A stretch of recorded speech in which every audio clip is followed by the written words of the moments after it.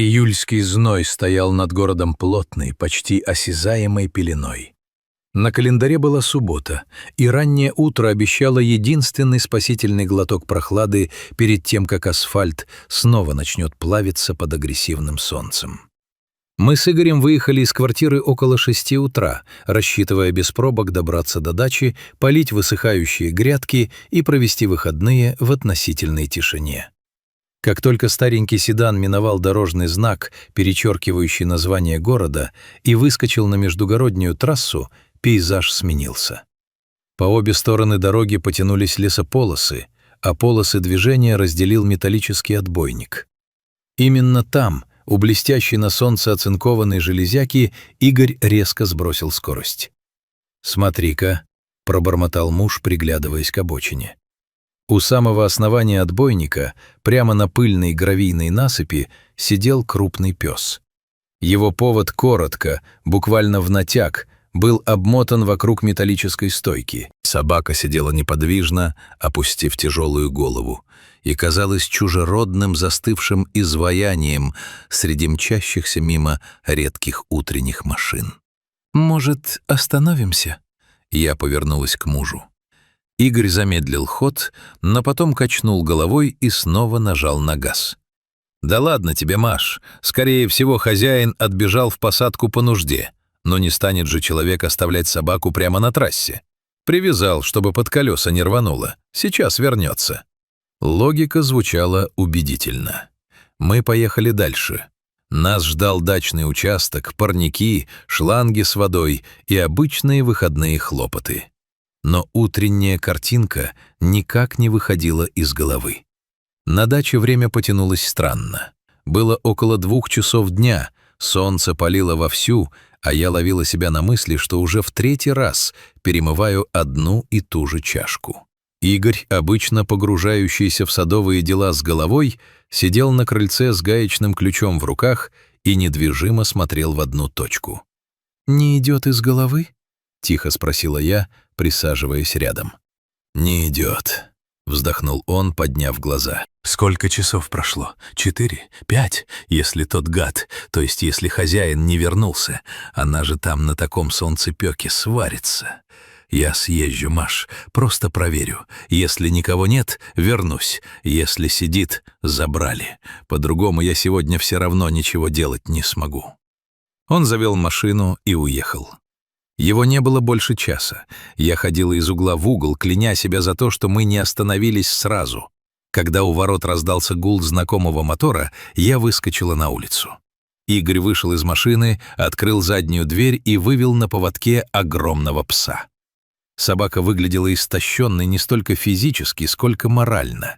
Это был крупный двор-терьер с помесью кого-то благородного. Широкая грудь, мощные лапы, густая шерсть цвета мокрого песка и невероятно умные, глубокие карие глаза, в которых сейчас застыла смертельная тоска. «Он все это время там сидел», — тихо сказал Игорь, вытирая пот со лба. «Представляешь, на самом солнцепёке». Кто-то из проезжавших добрых людей остановился, бросил ему черствый кусок хлеба и налил воды в пластиковый контейнер из-под кулинарии. А он даже не прикоснулся. Сидел и смотрел на дорогу. Я к нему подхожу, а он рычит тихо-тихо. Не от злости, а от страха. Минут 30 я перед ним на коленях в пыли ползал, уговаривал, водой с руки поил, гладил. В общем, кое-как перерезал этот клятый поводок и привел в машину. Мы решили временно оставить пса у себя, пока не поймем, что делать дальше. Клички его мы не знали, да и вид у него был такой покинутый, что название пришло само собой. «Пусть будет Lost», — сказал Игорь. «От английского lost — потерянный. Но это временно. Восстановится, найдем ему дом». Мы поставили перед Лостом миску с сочным тушеным мясом и кашей, налили свежей холодной воды. Пес подошел, понюхал еду, но есть не стал. Он сел возле миски, опустил морду и стал тоскливо оглядываться по сторонам, будто выискивая знакомый силуэт среди яблонь и штакетника. А спустя полчаса произошла неприятность. Я пошла закрывать калитку, ненадолго отвлеклась, а Лост, воспользовавшись неплотно прикрытой створкой, бесшумно выскользнул на улицу. Когда мы спохватились, его уже и след простыл. Следующие 2 часа превратились в кошмар. Мы объехали весь дачный поселок, расспрашивали соседей, заглядывали в каждый переулок, заходили на местную станцию. Крупного песчаного пса никто не видел. Настроение испортилось окончательно. Чувство вины накрыло с головой. Мало того, что забрали с дороги, так еще и не уберегли. «Все, поехали домой», — подавленно сказал Игорь около 5 вечера. «На даче оставаться смысла нет». Мы собрали вещи и выехали на трассу. Атмосфера в машине была тяжелой. К тому месту, где утром впервые увидели привязанную собаку, мы приближались с замиранием сердца, почти не дыша. И когда машина миновала поворот, у нас одновременно вырвался вздох. Лост был там. Он сидел на том же самом пятачке раскаленного гравия возле того же отбойника. Преодолев несколько километров по незнакомой местности, ориентируясь только ему ведомому чутью, пес вернулся на место своего предательства. Он просто не мог поверить, что его бросили. В его собачьем понимании произошла ошибка. Хозяин ушел, машина уехала, но он должен ждать именно здесь, потому что так повелели. Игорь затормозил прямо на обочине, включил аварийку и вышел. Я смотрела через лобовое стекло. Муж подошел к псу, присел перед ним на корточки в пыль и заговорил. Он не пытался тянуть его за остаток поводка, он просто говорил с ним, долго, тихо, эмоционально. О том, что тот человек не вернется, о том, что так нельзя с теми, кто верит, о том, что пора идти дальше. Прошло минут 10. Лост тяжело вздохнул, подмял под себя лапы, а потом медленно встал, подошел к Игорю и уткнулся носом ему в ладонь. А затем сам пошел к открытой двери автомобиля и прыгнул на заднее сиденье. Так в нашей семье появился новый член семьи, большой пес без породы и с разбитым сердцем. На следующий день мы повезли Лоста к ветеринару. Врач, пожилой суровый мужчина с добрыми глазами, долго осматривал пса, проверял зубы, уши, прощупывал суставы. «Ему около 3 лет», — резюмировал доктор, снимая перчатки. «Здоров, если не считать стресса и легкого обезвоживания. И знаете что? Он абсолютно домашний. Воспитанный, знает базовые команды, привык к поводку и городскому шуму. На улице он никогда не жил». Мы с Игорем переглянулись. Мы не хотели думать плохо о его прежних хозяевах. Жизнь — сложная штука. Ситуации бывают разные. Тяжелая болезнь, переезд в другую страну, семейные трагедии. Но в голове не укладывалось другое. Если ты больше не можешь содержать верного друга, почему нельзя пристроить его через приют, отдать в добрые руки, да хотя бы оставить у ветеринарной клиники?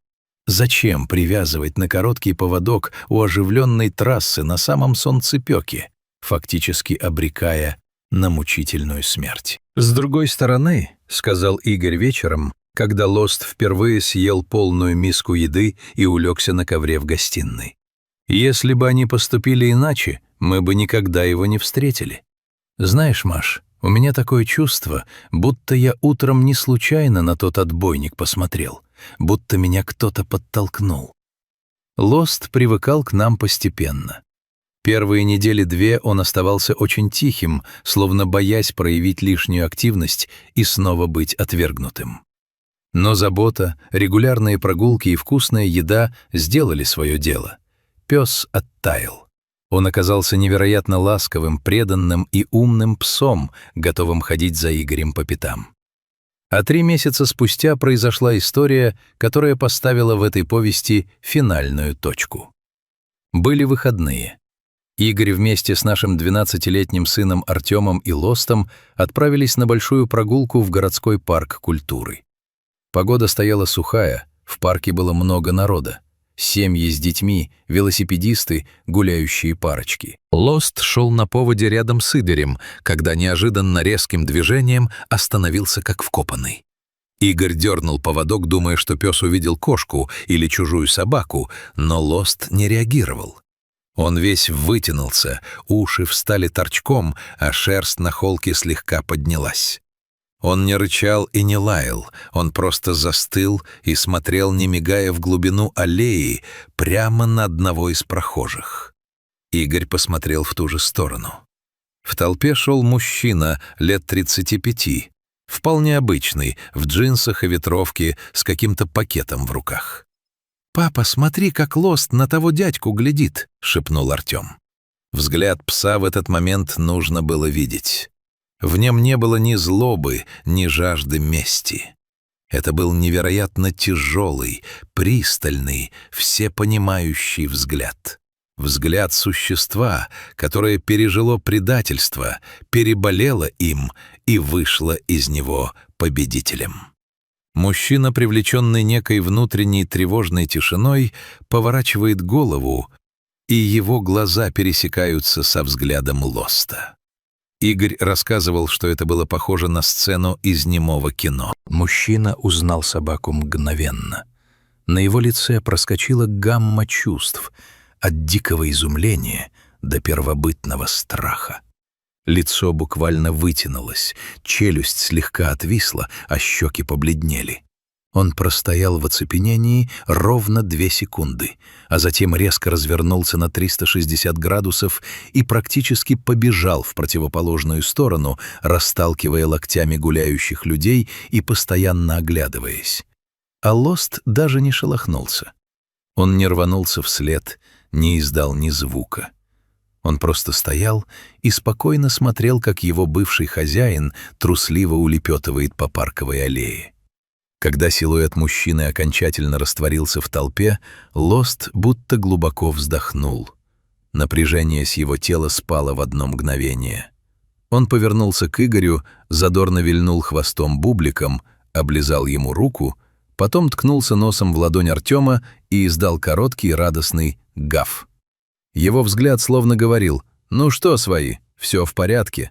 Прошлое осталось позади. Чего стоим? Идем гулять дальше».